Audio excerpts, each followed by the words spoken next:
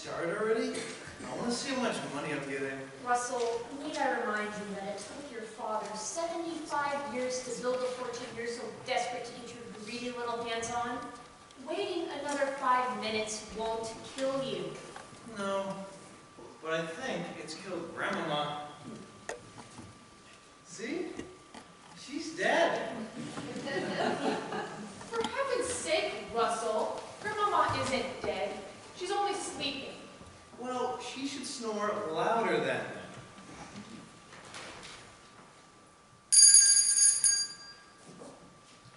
As much as it pains me, I agree with Russell.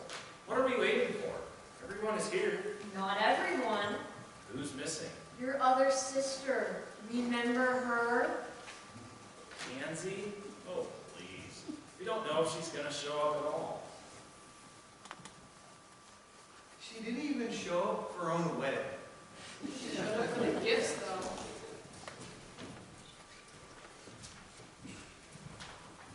You ready, sir? Yes, Hobson. Please bring me a small glass of water and a very large aspirin.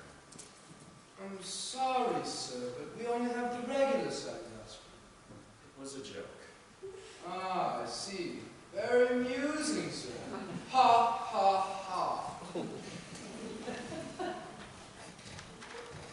He didn't ask me what I wanted. That's because he doesn't like you, Russell. Nobody does. That's not true. A lot of people like me. Name one. All right. Someone who likes me. Someone who likes me. I know. Grandmama. She likes me very much. Don't be so sure. I rest my case. Will the two of you stop bickering? Swear, it's like you guys never even grew up. Oh yeah? Well, I'm rubber. You're blue. Oh, I'm so sorry I'm late. You wouldn't believe the traffic. It was bumper to bumper the whole way here. And I came to tell you how horrible the weather has been. Then don't. You tend to run that mouth anyway. Well, that's rather rude. No ruder than letting us wait to read the old man's will. Well, now that we're all here, let's get started, shall we? I'm bored. Be patient, Abigail. Mother's going to find out how many millions she's going to get, and we can drive right back to the city and start spending it. Won't that be fun? I don't know what makes you think you're going to get any of Father's money, Pansy. You were hardly around when he was alive. Why should you get anything after he's dead? You know very well why I stayed away. Father and I never got along. The only reason you guys stayed around was so that you can live off Father's handouts. They were hardly handouts, Pansy. I managed his entire publishing empire. I set him up on all the talk shows, booked all of his tours. If anyone deserves the bulk of his estate, it's me. Publishing? Well, that's nothing.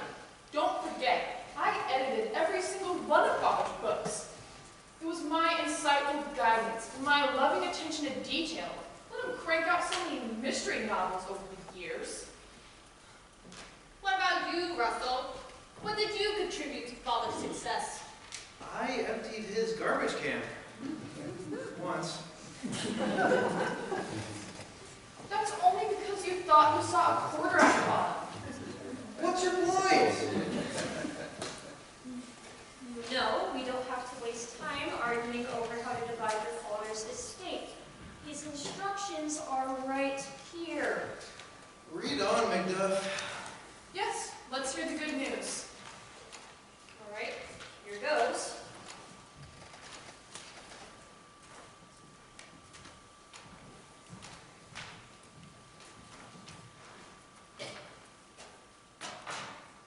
Hobson, you might want to stay for this. I, Byron G. Pembroke, being of sound mind That's debatable. and body, would like to express my grave disappointment with each of you, the members of my immediate, but all too needy family. Not one of you lived up to my admittedly high expectations for you. As you well know, I spared no expense in making sure you received every advantage in life. Fine clothes, travel, the best educations, and what did you do with them? Nothing.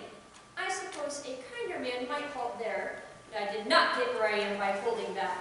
Oh no, honesty has always been my hallmark. Therefore, let me lay out in excruciating detail the many ways in which you've disappointed me. There's a statement for each of you. Well, go ahead and read them. Are you sure? They do get rather personal. Yes, you must read them. We're not afraid. Maybe we should be. Oh, come on. Father may have been a hard man, but he always knew what he was talking about. All right, you asked for it. Let me start with Gerald, my firstborn child. You were blessed with a sharp mind and an observant eye, always seeing things nobody else saw. You could have been a great scientist or engineer. Instead, you became an accountant, learning how to cook the books so that you could steal from me without my finding out. Well, I found out. Is this true, Gerald? Oh, please. Father didn't know what he was talking about. Judith, my second-born, you were so imaginative with an extensive vocabulary and a wonderful grasp of language. Of all of my children, you were most likely to follow in my footsteps. But you were too lazy to write your own books, so you decided to tinker with mine. You drove me half mad with your endless notes. If it hadn't been for you, I probably could have written another 10 books. So much for your insightful guidance. Oh, shut up! Pansy, my third child. Growing up, you were so inquisitive and had a strong sense of fairness. You dreamed of becoming a great lawyer, but you just couldn't hack it. After you failed to get into Harvard, you threw it all away, giving up your passion for justice to become a bubble-headed socialite. What a waste! Oh, bird. Your turn is coming, little brother. This leads me to Russell, the youngest. You turned out to be the biggest disappointment of all. Yeah, I'm number one. Woo! Huh. You always had a restless mind, one that refused to be put in a box. I suppose that might be useful in some fields, but you never even tried to apply yourself. You had no talents, no passion, not even a passing interest in anything. Your life is destined to end in ruin, degradation, and failure. The one bright spot in all this is I won't be around to see it. Ouch. I've heard worse. Of course, the one exception is my mother, your grandmama. She was quite simply the greatest mother a boy could ever have. She made our home a happy one, a place filled with love and laughter. I would prefer to leave my entire fortune to her, if she's still alive when my will is read. Grandmama, you still with us? Unfortunately, Mother would only divide the estate among the four of you when she passes on. She was always too soft-hearted that way. No, I want to make sure the fortune I spent my entire life building goes to the right person, the person most worthy of receiving it. Therefore, I devised a puzzle. What? What does he mean, a puzzle? I'm getting to that. I've liquidated my entire fortune and used the proceeds to purchase a single item worth $84 million, which I've hidden somewhere in this house. As I've made clear, none of you truly deserve the fortune I've built, but through cleverness and ingenuity, one of you, whether family, friend, or stranger, may manage to find this item, and in doing so, prove yourself more deserving than the rest. What? Let me see that. Sorry? No one can see the will until after the probate. Oh, this is ridiculous. That may be. However, it's the law. Are there any clues about the treasure? Where it could be located or what form it might take? Nope, nothing. That's all he wrote. I'm confused. He said whoever finds it, family, friend, or stranger. What does that mean? It means the fortune isn't only for you to find. Anyone can inherit it. All they must do is find it.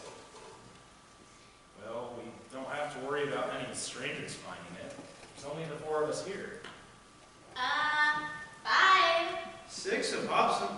Oh, don't be absurd. Hobson can't inherit father's estate. The will is quite clear on that point. Finders keepers, losers weepers. What law school did you go to? Trite State? I can assure you I have no interest in Mr. Pembroke's wealth. It was honor enough to serve him for so many years. Good man, Hobson. Being forced to compete for father's fortune, this is the worst thing to happen to our family since that expose in the New Yorker. Oh, I wouldn't go that far. Did you actually read it, Pansy? It was brutal. Indeed. It made a lot of us look like money-grubbing monsters. Much like father's will. Well, I, for one, refuse to indulge in father's eccentricities. Just because his readers like to solve puzzles he made doesn't mean we need to. So you're not going to look for the treasure, Gerald? Of course I'm not. I'm going to look for something of much more value. A lawyer who will contest the will in court. The will is quite airtight. I should know. I wrote it. With a crayon, no doubt. Well, I do not have to sit here and let myself be insulted. I've done my duty. The rest is up to you. Shall I show you up, ma'am? No need, Hobson. I know the way, and I won't be back. Well, that was rather abrupt. What are you looking at me for? It was Gerald's fault. Hobson, I'll be on the telephone in the study. Please see that I am not disturbed. Of course, sir. Treasure hunt. Very idea. Well, Russell, aren't you gonna look for treasure since you're such a prime money grubber? I don't know. Why go through all that work when I can just wait until someone finds the treasure and steal it from them? You wouldn't. You're right. That'll be too much work as well. Even if I had the inclination to go look for the treasure, I don't have time to dig through every room in this house. I've got Father's last book to edit. And I haven't been here in so long. I wouldn't even know where to start. Guess the treasure will stay here then, undiscovered. I'm afraid so.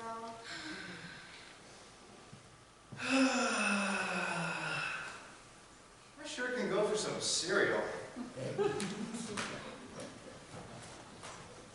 He's not going for cereal, is he? No, he's gonna go look for the treasure. Well, anyway, I'm gonna take Grandma Ma to bed. I can do that now. It's quite all right, Hobson. I like to do it. Well then, if it's all right with you then, I shall retire to my quarters for the evening. Of course, Hobson. We'll see you in the morning. Come on, Grandma Ma. It's time to sleep. I don't want to go to bed. Of course you do. You were just sound asleep on the sofa. Oh, that was the sofa? I thought I was in some sort of jalopy the way I kept getting jostled around.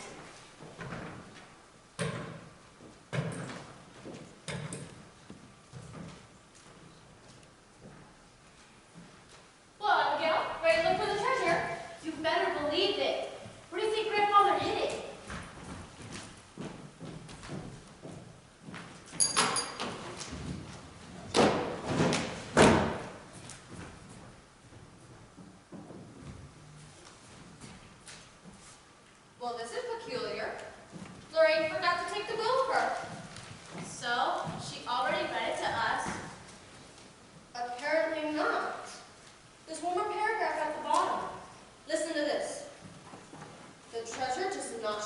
like jewels, nor does it gleam like gold.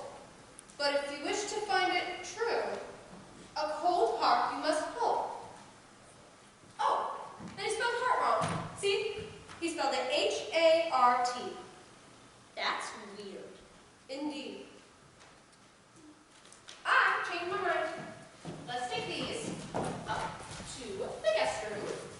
We'll be staying for a while. Aren't you going to show the will to the rest of the family? And give them our one advantage? I don't think so.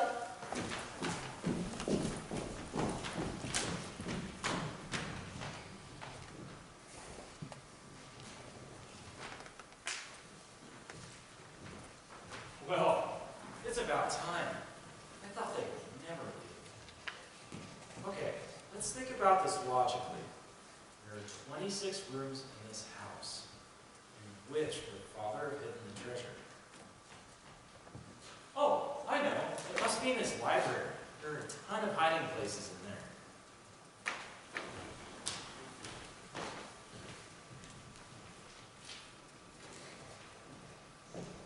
Now think, Judith. Father must have left a clue to the treasure in one of his books.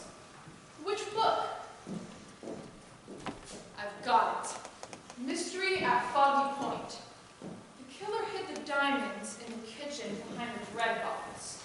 So that must be where Father left the treasure, in the kitchen behind the bread box.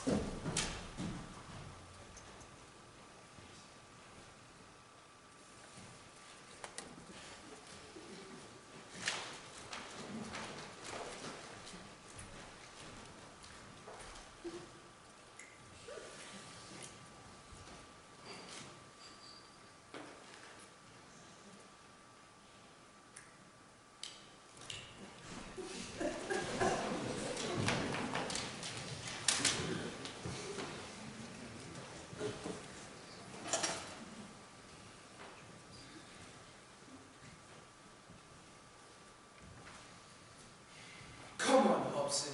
You knew Mr. Pembroke better than anyone. There's only one place he could have hidden the treasure. That would be the... Oh, for heaven's sake! Who could that be at this hour? May I help you?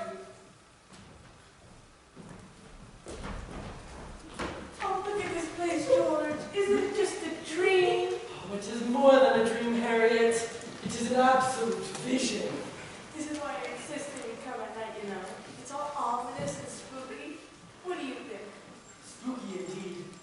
In fact, one might almost call it sinister or macabre. Are you looking for someone? Oh, yes. Byron Pembroke, please. We're his biggest fans. I'm sorry, but Mr. Pembroke is indisposed. Oh, that's quite all right. We'll wait till he's disposed again. Wait, no, don't sit down. Oh, but we must. I mean, our feet are simply pounding. They're a virtual symphony of pain. Fine, he's dead. I'm sorry, who's dead? Mr. Pembroke? The man you're waiting for? Well, that was rather sudden. Actually, it happened several days ago. Oh, dear. And to think we never got to tell him how much his books meant to us. Isn't that tragic, George? More than that, it's a genuine cataclysm of sorrow.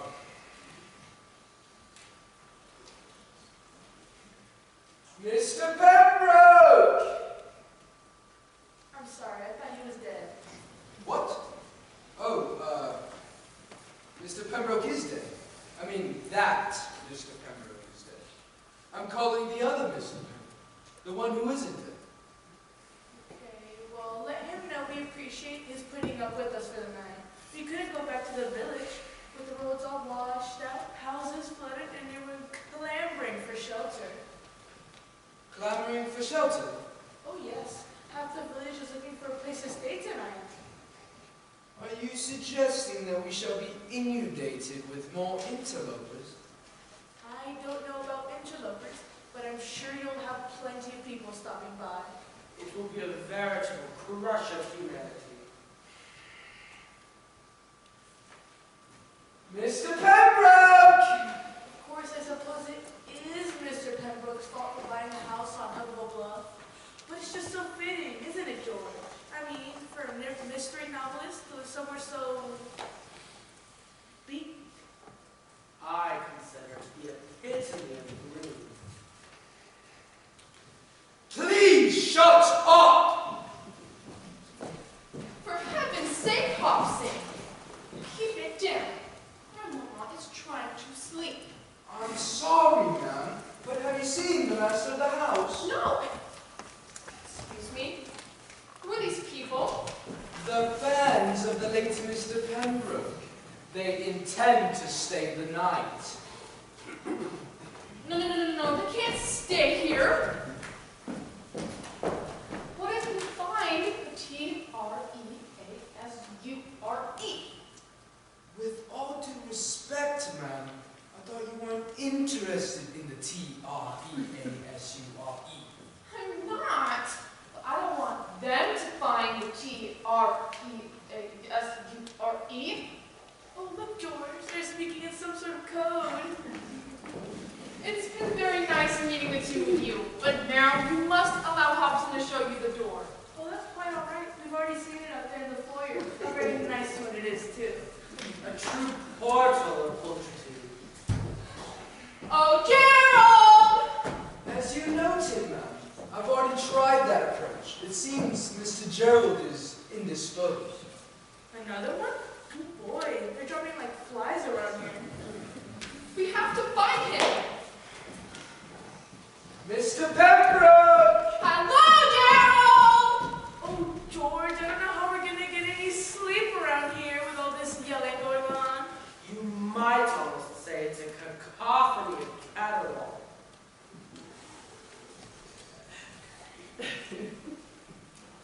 The energy field is coming from right inside here. That's not what my meter is saying. Well, maybe you're reading your meter wrong. I am not reading my meter wrong. I know perfectly well how to read an EMF reader. Hey Nora, you said to borrow one of the meters. You can't use mine. Borrow Ian's. I don't want Ian's. It is all wonky. My meter is not wonky. It's perfectly fine. Oh wait, it's upside down. Oh, you're right, that is a lot of energy. Oh, look, George. It's those nice paranormal investigators we saw down in the village. You must remain absolutely quiet. You'll disturb the energy field. The EMF waves are very strong. Perhaps the strongest we've ever seen. Ooh, isn't this exciting, George? It's a never-ending panoply of thrills. Come on, Nora. You really want to use the meter. Not now, Myrtle. I've locked onto something. The presence of death here is strong. Almost palpable. Well, that makes sense. Poor Mr. Pembroke passed away just a few days ago. Oh, I'm sorry. Was Mr. Pembroke your father? No, I don't think so. I don't think we were related at all, actually. Well, the vibrational component of this energy field is very high. That generally indicates a violent death. Maybe we should try to communicate with him. Hold on, Nora. Extra-dimensional linguistics is my specialty, not yours. Be careful, Myrtle. You could have broken it. I think I'd actually like to communicate with Mr. Pembroke. What is he saying? Hold on. Let me adjust the frequency gain. Ah, yes. I've got it now. He's saying he was murdered. Murder? Well, that's a surprise. Does he say how he was murdered? Oh, the usual way. Somebody killed him. That's not what I meant. Does he mention a murder weapon or anything? I don't know. Let's see. Hold on, I think I got something. I think it might be the murder weapon. Can you tell what it is? Not yet. The signal's a little weak.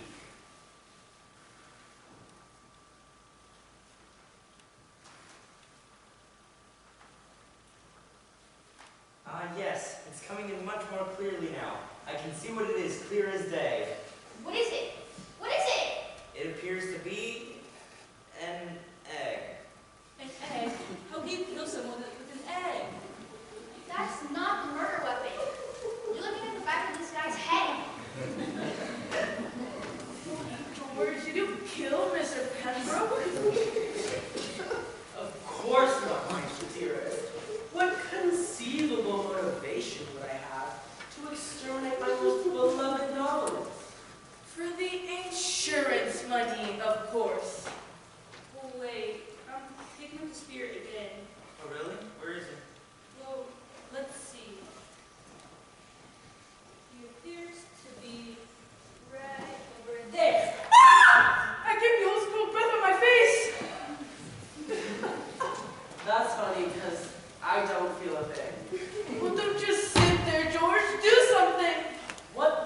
precisely do you expect me to do, Harriet?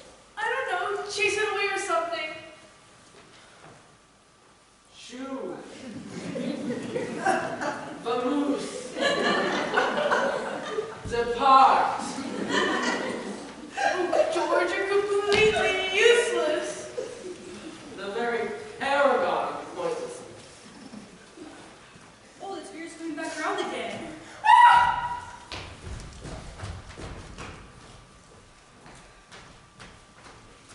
Oh, great. The signal's fading. That's long enough, Myrtle. You can get back my meter now. No, wait, it's too much fun.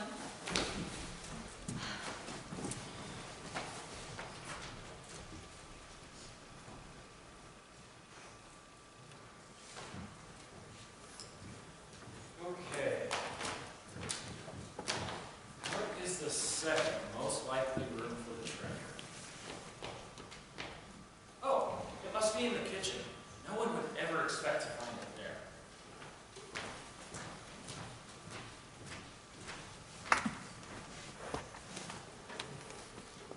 Now be very, very quiet, Abigail. We don't want the others to know what we're doing. What was that verse again? I think it went. The treasure does not shine like jewels, nor does it gleam like gold. If you wish to find it true, a cold heart you must hold.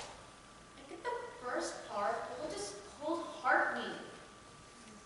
I think your grandfather wanted us to think clearly and rationally, like him. That's why I brought along this flashlight. If we point it at a low angle, we can see where the dust was recently disturbed. That way, we could find where the treasure is hidden. Good thinking, Mother. Oh, please. You learn all sorts of things with my line of work. Russell, what are you doing? I can always do the same thing. Me? I must have been sleepwalking. With a flashlight? I wanted to see where I was going. You know, Pansy, I'm disappointed in you. You used to be so much better at lying. Can I ask you something? I've never been able to stop you before. What did Father die of? I believe it was a heart attack or something. You don't know? No, the coroner's report hasn't come out yet. The coroner's report? Yes. Isn't how these things usually go? No. A coroner isn't called unless someone died under suspicious circumstances. Well, there was nothing suspicious about the old man's death. He died as he lived, typing away his typewriter. Or so I was told. Then why was a coroner being called? No, I have no idea. You hear that? No? Well, I do. Sounds like a box of pizza rolls calling my name. Wait, I got one more question. What were you going to ask him? I'll tell you later. Right now, we got some treasure hunting to do. Come on.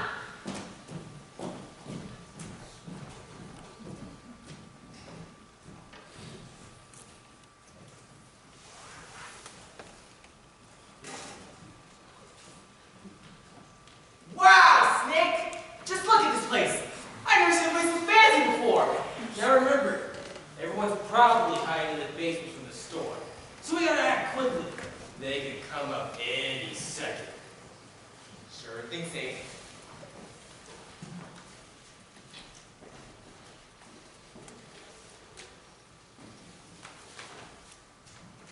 Oh, I forgot my phone outside. What do you mean you forgot your phone outside?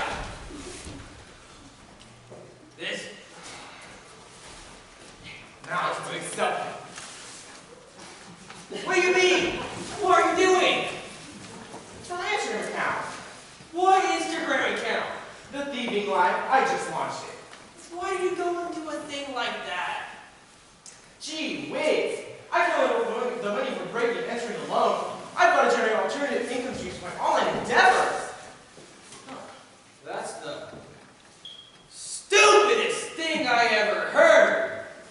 If you post online what you're stealing, the cops are going to see it and know you stole it. Don't worry about that. I figured out a way to prevent the cops from knowing who I am. And how do you do that? I post under your name. Oh, great. Now they're going to arrest me. Why would they do that? You didn't post nothing. Just put the phone away. I already did. Oh. Let's see if I can work. Whatever you say, Snake.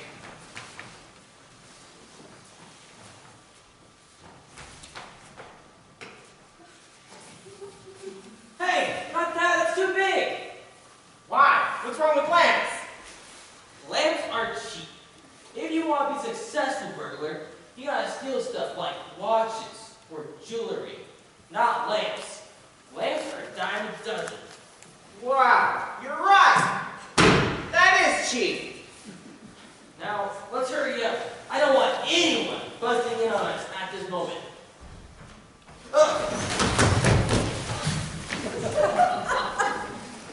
This is Katie Wong with Eyewitness News. But What's the matter? it's too dark in here. I need to adjust the lighting level. Drew, what are you doing? It's colder than miracles, honey. Your boards look like the craters of Jupiter. Jupiter doesn't have any craters.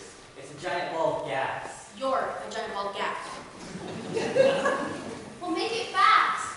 Can't reach miracles, honey. In 3, 2, 1. Go, go, go. This is Katie Wong with Eyewitness News. I'm here at the scene of the floods, and I have to say, the sight of devastation has been heartbreaking. This house is just one of many abandoned residents seeking to escape the ravages of the storm.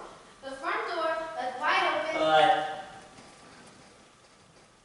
Drew, please. This is going to take more than a miracle. This is going to take full-blown magic. It's still too dark in here. Drew, would you be a sweetheart and go turn on that lamp over there? You did not just ask that. What? Don't know how to turn on a light? Please, I'm an artist, not an electrician. I'm an award-winning journalist, but I'll guess I'll be the one to turn it on. Hey, what happened to that lamp? Don't ask me. I'm not an award-winning journalist. Never mind. I forgot to turn it on. You've got to be kidding me. No, really, I I forgot. believe you. Believe you. Are you ready now? Just give me 1 minute. I'll give you 2 seconds. And 1. Hello, I'm Katie Wong with Eyewitness News. This house is just one of many abandoned by residents seeking to escape the storm. As you can see, the front door left wide open and not a single soul in sight. Cut. Alex, I swear, one more introduction and I'm bored to send you back to covering toddler pageants. Ooh, can I do those? I just love little attitudes. They're so sassy. I was right the first time. It is too dark. Your turn, Drew. I do not get paid enough for this job. Ah! That lamp, it's alive! Gee, thanks. That's the nicest thing anyone's ever said to me. There's another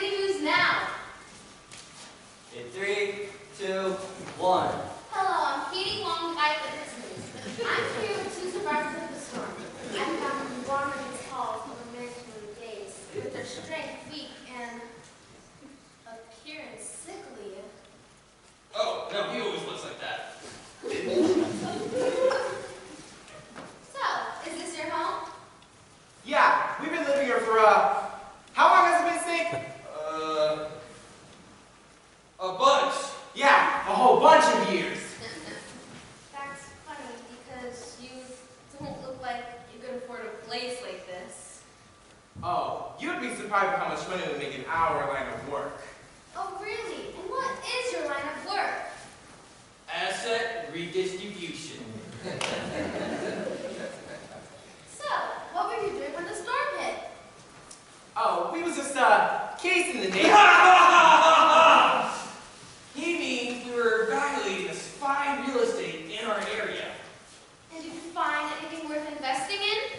Yeah, bigger, bad. She don't get you. What are you all doing in my house? We better scram. Get my bag. There you go. I'm Katie Long with Madhouse. I know who you are, but I don't know why is a news team in my house? Your house? But these gentlemen said that this was their house. You mean the two gentlemen who just snuck out? Yeah, those... Hey, you can't get away from us that easily. I didn't give you permission to be here, you know.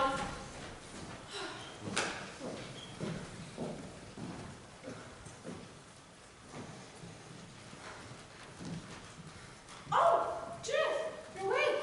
Of course I'm awake. How could I sleep when our house is being overrun by intruders? Oh, Judith, I think you're imagining things. Hardly. Just saw them. There was a whole TV news team, and they were pursuing two suspicious-looking gentlemen. That's quite interesting, Judith. But I was hoping he answered a few of my questions. I'll do what I can, Pansy. But you must understand my nerves are frayed. Absolutely frayed. I'll make it quick. Russell said something about a coroner being called. Yes. Apparently, Father arranged it a few days before he died. Why would he do a thing like that? To lend an air of mystery to his death, maybe? For his fans, you know. And what did Father look like? After he died, I mean. I wouldn't know. You never saw his body. The funeral was a closed casket. Father didn't want his fans coming and taking pictures and posting it all over social media. So then, who did see the body? I suppose Lorraine did. I mean, after all, she was the one who took care of all those pesky little funeral arrangements. Well, sure, but why? Listen, dear. I'd love to stay here all night and answer all your questions, but I really must get to bed. Good night. Oh, please, Judith, just one more I question. said good night. That's strange. What is Mother? Aunt Judith never saw Grandfather's body. It's like something happened to it. Something that someone wanted to hide. Like, what? Well, for example, like an unhealthy dose of cyanide in his bloodstream. Or bruises on the neck from strangulation. You think Grandfather was murdered? Possibly. What I don't understand is why it's taken so long to receive the coroner's report. Maybe it was received and someone destroyed it? Ooh, good thinking. Maybe we can find remnants of it in the trash. Or ashes in the fireplace? You know, you're going to make a good detective someday. What do you mean, someday?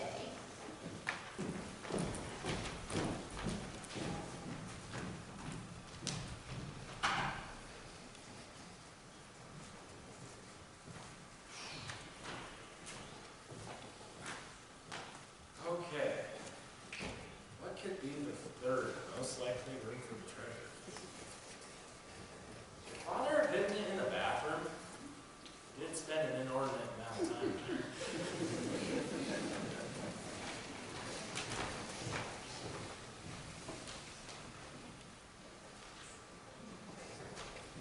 But salt! What light beyond the window breaks? It is the east, and Juliet is the dawn.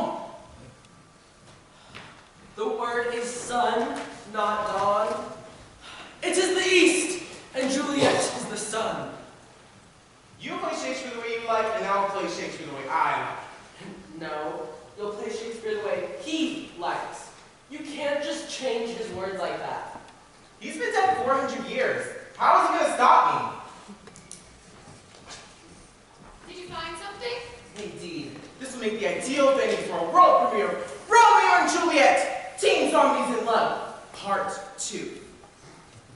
I have to admit, this place is much better than that drafty old barn we were using. Well, sure, but what about the people who live here? They may have something to say about us using their space. My dear Devin, as leader of our happy troop, you of all people should know the cardinal rule of the theater. Turn off your cell phones and pagers? No, the show must go on. Surely we could persuade the owner of the house to lend it to us for the night. What's the point? We don't even have an audience anymore. Yeah, they all ran when rain came pouring through the roof. They didn't all run. Some of them swam. Fellow thespians, consider yourselves not for such trivial matters. The sofa and the chair can be our audience. They'll give us the same response as our previous audience. Oh, this is wonderful. See? We can knock down the entire west wall, put a stadium seating, or maybe add a rotating stage. We are not making any changes to this place. We don't even own it. So we can put it all back when we're done. The owners will never notice. Well, Director, what do you propose we do? I don't know. But we've got to scrape up some money. And fast. We can't afford another canceled performance.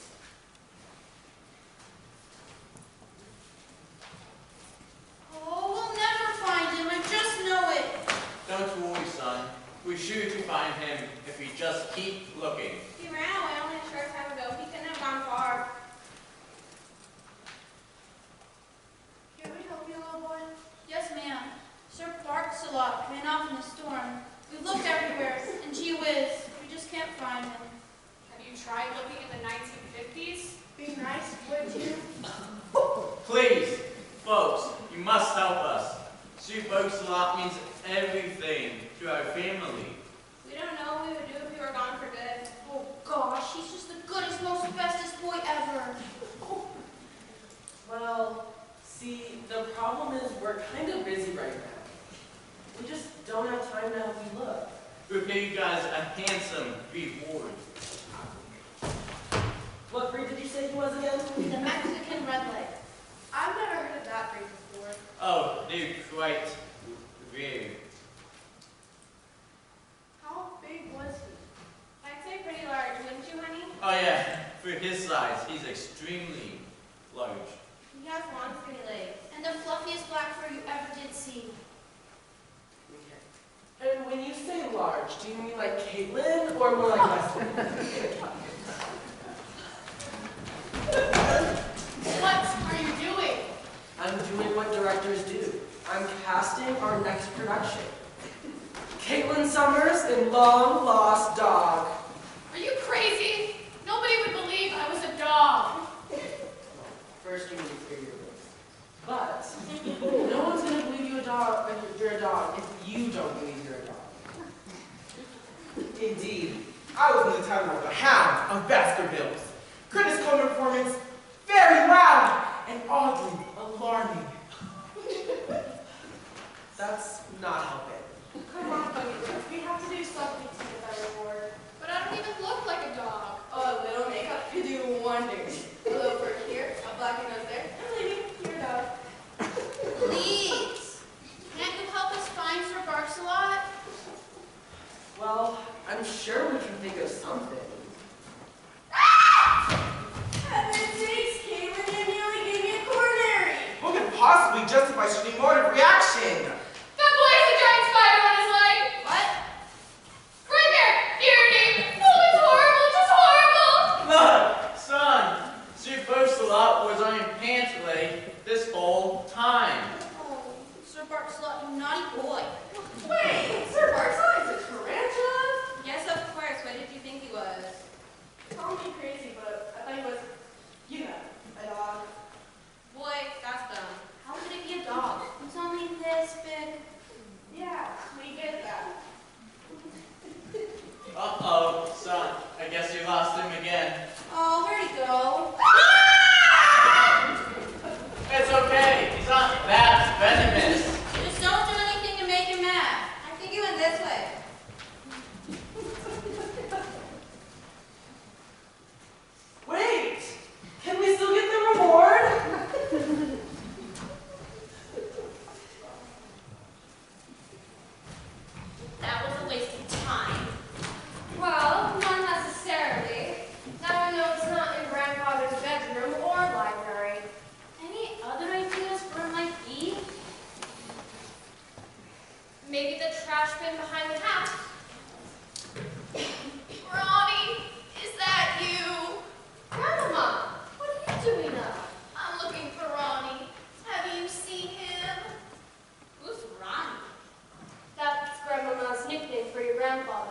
short for Byron.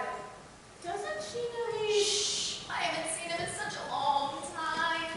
I'm sorry, Grandmama, but Ronnie isn't here right now. It was that woman, wasn't it? She took him away. Woman? What woman? I banged and banged on the door. I knew he was in there, but she wouldn't let me talk to him. Grandmama, what woman? Then she took her briefcase and she left. Briefcase. She must be talking about that lawyer lady. Grandmama, are you talking about Lorraine? Was Lorraine in the study with Father? I'll never see him again. I just know I'll never see him again. Gosh, Grandma sounds really upset. Oh, poor dear. We ought to get her to bed. Here, I'll take one up. You take the other. Ronnie, dear Ronnie, where have you gone?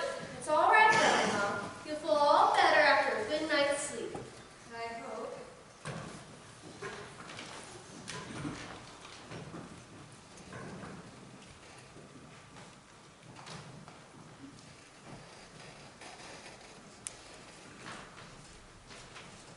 I don't get it. Our meters keep bringing us back to this room. I'm guessing someone died in here. If you don't give me back that meter, Myrtle, somebody is going to be you.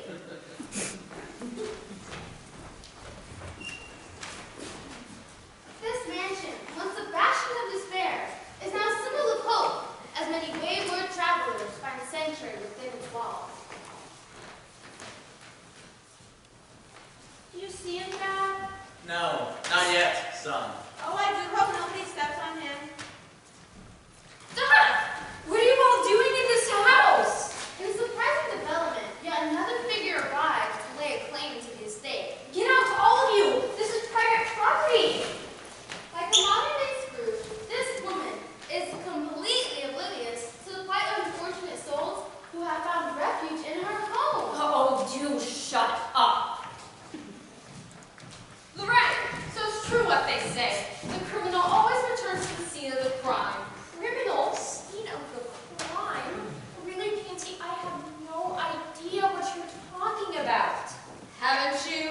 Well, care to explain why my father requested a coroner to investigate his death days before he died, why the coroner has been delayed, maybe even destroyed, and why you were the only person to see his body. Wait, are you accusing me of murder? Me? It's the facts that accuse you. Well, I've got a perfect alibi. I was in Chicago with Gerald the night your father died. What? It's true, Pansy. You were negotiating a contract with Father's publisher. But, What about you, Pansy? Where's your alibi? me? I was in New York the night father died. Can you prove it? I can. She took me to the Metropolitan Opera that night. I still have the ticket. I don't know. Maybe the two of you left the opera early, traveled here incognito, climbed in through an open window, and strangled Byron in his sleep. You do have unusually strong hands, Pansy. What about you, Russell? You had the most to gain for Father's death. I'm warning you, Pansy. Don't go there. Why not? Let's face it. You have never been able to survive without Father's money. Russell did seem unusually eager to read Father's will. I wouldn't talk, Gerald. Just what do you mean by that? Oh, please. It's obvious the most likely culprit. Your father was going to go out here embezzling, so he did away from him before he can have you arrested. That's a lie, I tell you. A bald-faced lie. I don't know, Gerald. I believe Father before I believe you. Well, what about you, Judith? What about me? Well, the culprit is always the one you least suspect, and that would be you. You're forgetting someone even less likely than me. And who might that be? What's it mean? I knew this would happen. I knew you'd all start attacking each other like the cold-blooded vipers you are. You're right, Lorraine. We're behaving dreadfully. Worse than dreadfully, we behaving like children. Hey! Oh, I wish Father never set it up this stupid finders keepers game over $84 million hidden in this house. I'm sorry, you mean what now? $84 million in this house? Finders keepers? Woohoo! I'm going to win first. Oh, no, you're not. I am. It's a Madhouse here at the Cunnington mansion. As a refugee, I have been given the chance of a lifetime. A chance to recover the treasure with $84 million. Hey, what am I doing? That's mine! You had to open your big fat mouth. Sorry!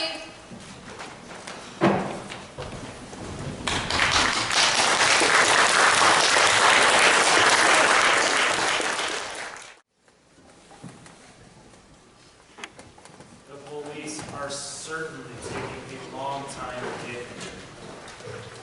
They can't help everyone, Gerald. Sure, they've plenty to do with the storm already. But these people are robbing us blind, right under our noses.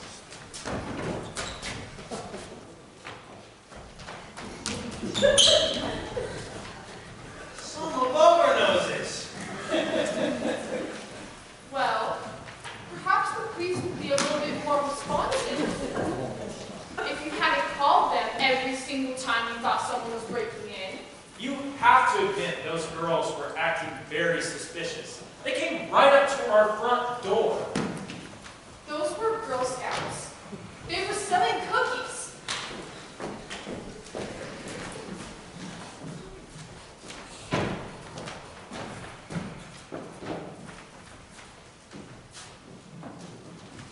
Well, if the police won't come, then it's up to us to get rid of them.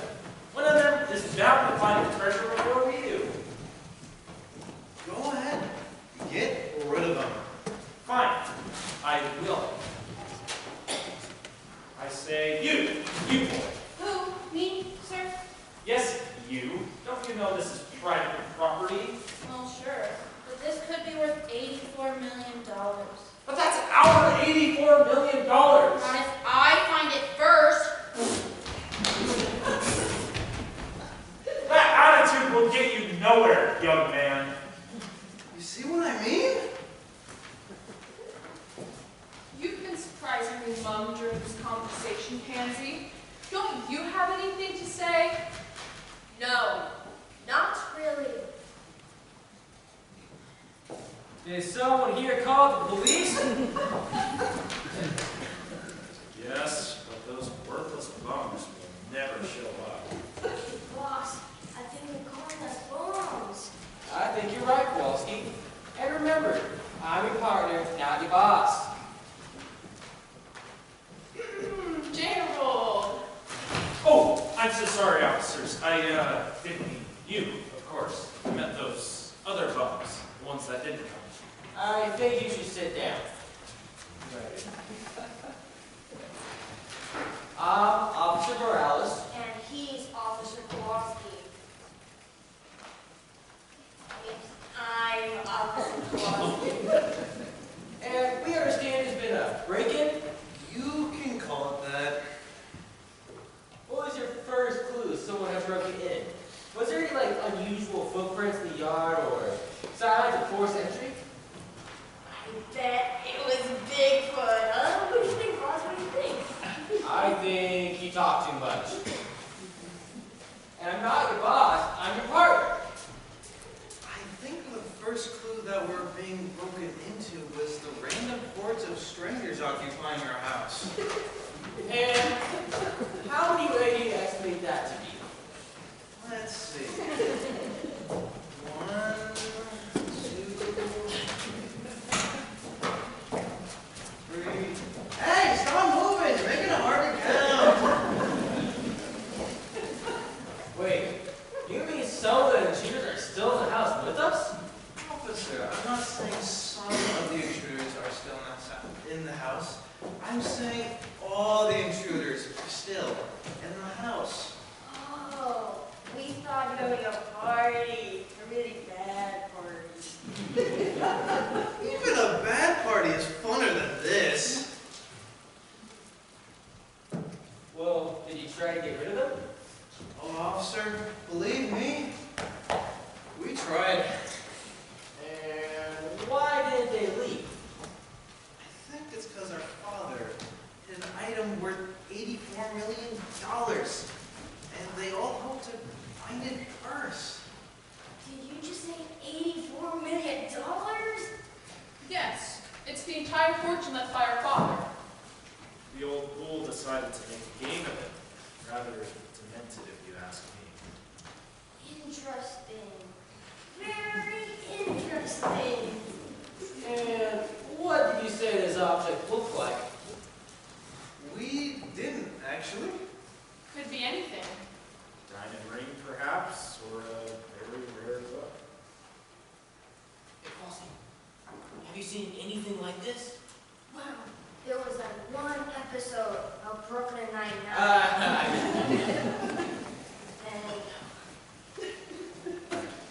I think we're gonna have to investigate. What do you mean, investigate? You know, dust for fingerprints, collect DNA samples. We should do a suspect lineup. I love guessing games. What did I say about talking too much? Sorry, boss. I'm not your boss.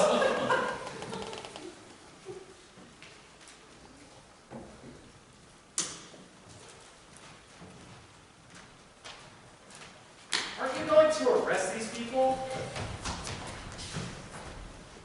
I mean, yeah, I could do that, but the question becomes, how do I fit them all? I don't leave enough room in our car for a couple of birds. Guys, you only got one pair of handcuffs. That's because he lost his. I hope maybe that last magician made him disappear. For heaven's sake! Can't you guys call for backup? What? And have some other cops find I mean, evidence. That would be professional. Yeah, you've got to be professional. Hey, Flossie, I think I see some evidence right over there. Does it look like it's worth $84 million, partner? I don't know. Let's go check it out. Oh, wait a minute. I'm not your partner anymore. I'm your boss.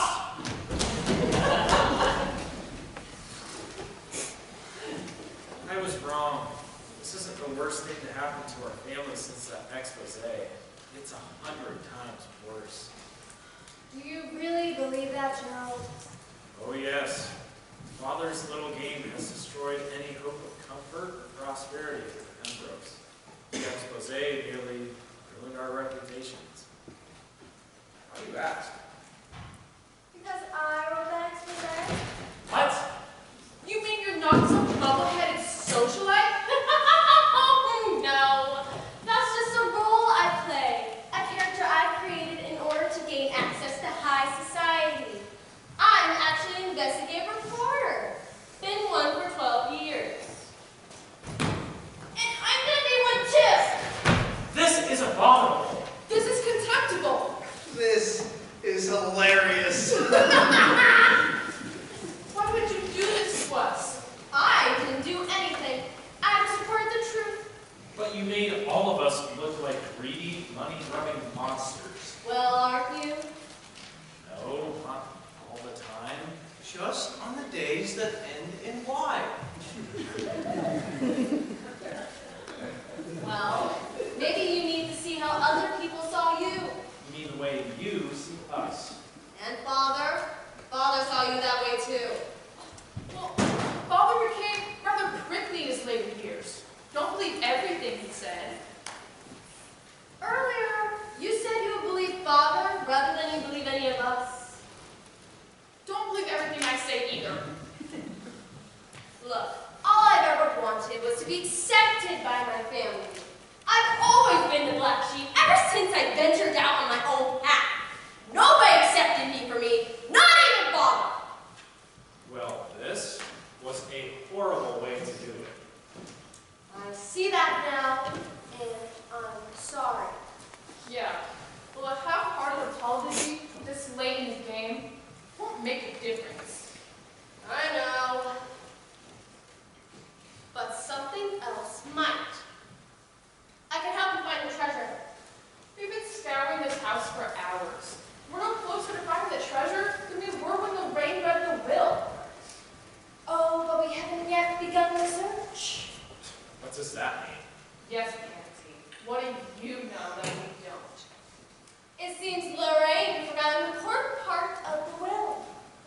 ridiculous. She read the entire document. Did she though? If you think that we're gonna fall for this ploy of I yours, have the proof right here. What is that? is that the will? See for yourself. Sorry! Get that here! Soon! Wait, maybe that's not the best thing to say to a lawyer. Pansy's right. There's something at the bottom of the will. It's a verse. More like a riddle. It tells us where to find the treasure. You kept this a secret from us? Yes, and I'm sorry. We've every right to be angry at you for this, you know. That's fine. Be angry. But right now, we need to find the treasure before anyone else does. Well, Russell, go ahead, read it. Get that here! The treasure does not shine like jewels, nor does it gleam like gold. But if you wish to find it true, a cold heart you must hold. Oh, and he misspelled heart. You're right. He spelled it H-A-R-T. Huh. It's not like Father to misspell words. Don't you see? He didn't misspell heart at all. He spelled it H-A-R-T, as in a male red deer. How on earth do you know that? Because I read, Russell. I read books. Books. I've heard of those. So, what does the verse mean by a cold heart? That could refer to a deer in the winter in the snowy woods. All right. And what does that refer to? The painting! It shows a red deer in the snow. Golly, I should learn to paint. Get it down, Russell. But be careful, you don't want to damage it. Losing your tongue, Tybalt! Where is the church they speak of? I've no idea if my name is Tybalt Thompson. What's the name? A rose by any other name would smell as strong. It's sweet, not strong, sweet. Would everyone stop correcting me?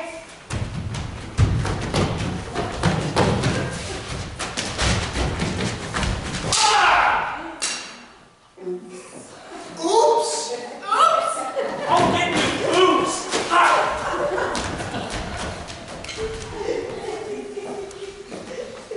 The painting is ruined. $84 million down the drain. Oh, Hobson, how could you be so careless? Wait, do you mean to say that the painting is the treasure? Yes, or at least it was the treasure. It's completely worthless now. Maybe not. What do you mean, Abby? The riddle said, a cold heart you must hold. Yeah, so?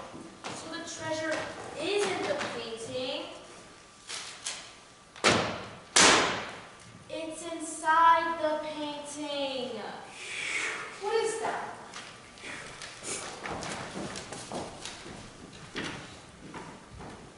It's a stock certificate for 2 million shares.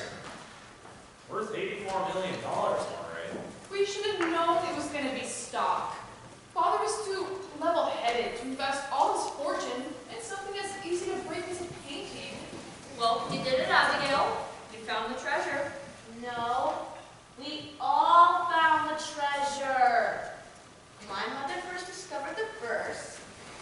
Aunt Judith knew that heart referred to a male deer.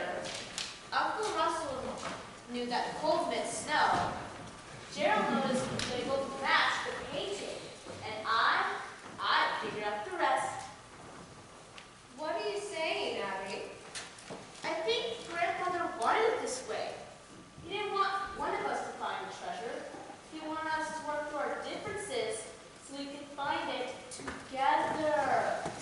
That's why he bought exactly 2 million shares so that we could split it equally among us. Well, I gotta say, 500,000 shares will make a pretty nice nest egg. 400,000. What do you mean? Well, Mother and I played a part, so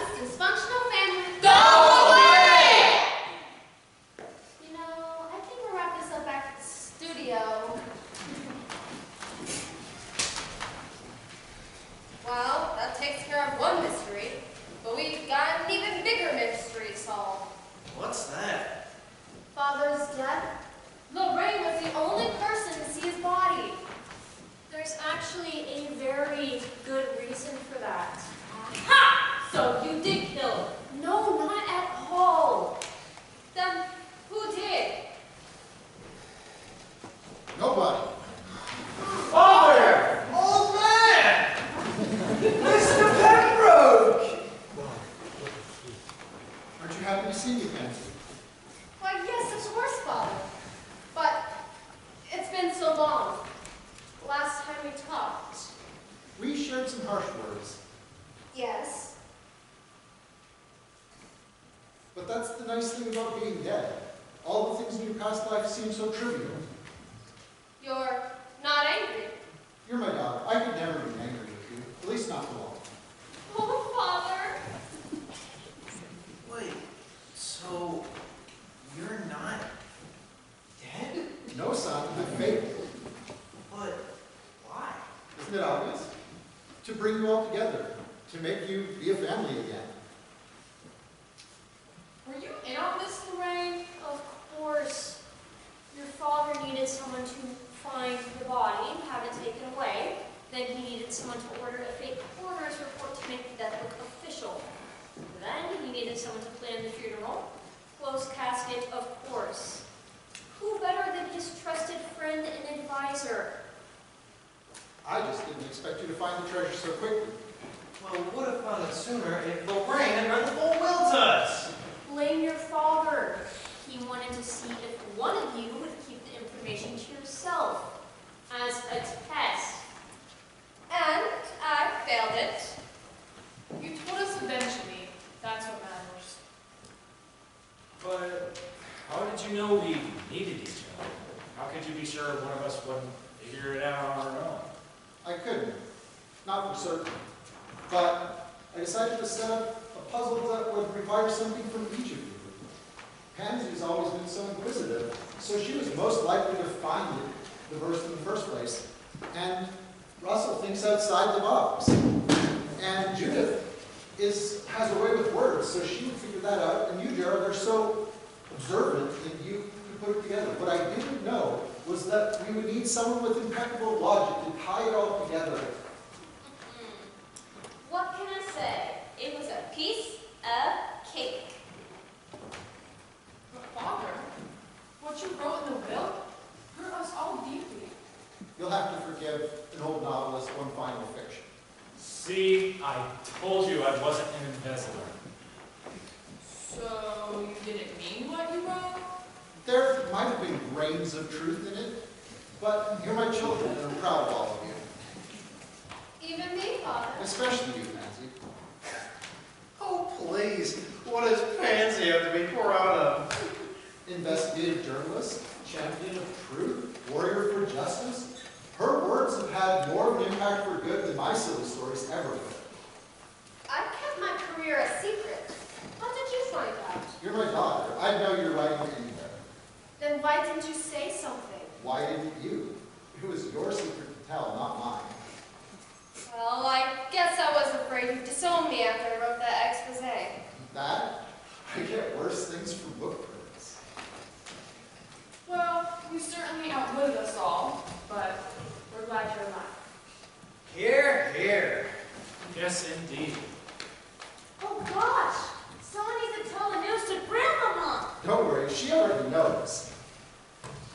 Fooled you, didn't we? Well, I'll be hornswoggled. You didn't know I used to be an actress, did you? Well, we knew that. We just didn't know you were still lucid. Listen, little boy. My mind is sharper than yours will ever be. That's the grandma I remember. Well, this calls for a celebration. Does this mean the treasure's been found? Yes, we all found it. Oh, well, it is disappointing. It is beyond disappointing. It is the quintessence of catastrophe. Well, aren't you guys happy? Your favorite author is still alive. He is? Where? Right there. Oh no, you can't fool us. Byron Pembroke is a much younger man. See?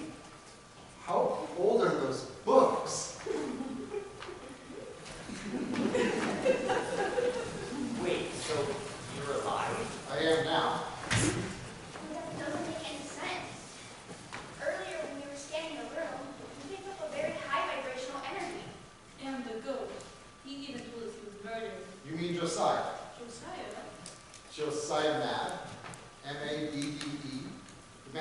this house in 1794. 1794. Didn't you calibrate the frequency to determine how old the ghost was? I couldn't. The dial was on the fritz. I think you're on the fritz. Who are these people? Shall I show them out, son? Don't bother. I'm going back to the hotel. Flooded or not, this truly is a madhouse.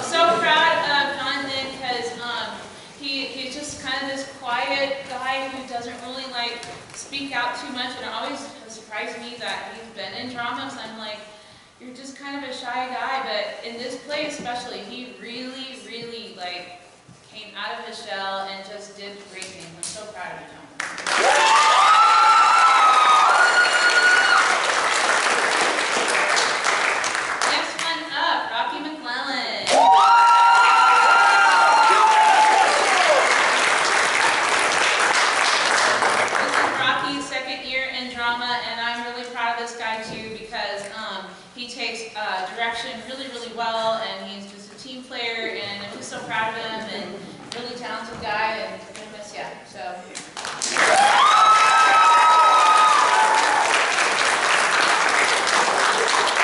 Hey, Angel Gonzalez.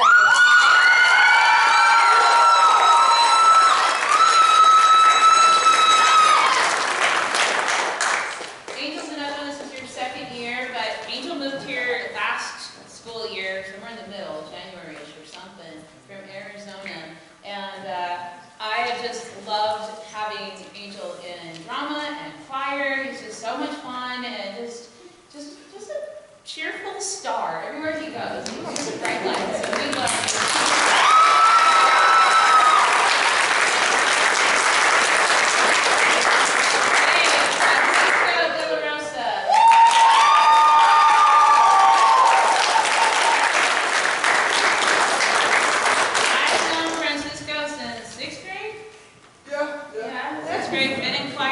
Probably longer, but that's when I had your class for the first time. Oh, okay, yeah.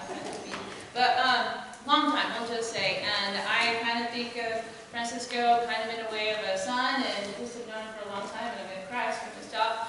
He's a really good guy. Yeah.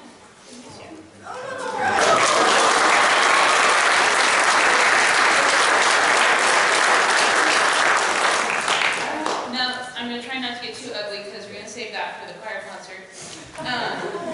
Ugly cheers that night, so be prepared. It's going to get messy. I'm going to be a puddle. But Carson Cunnington. Here we go.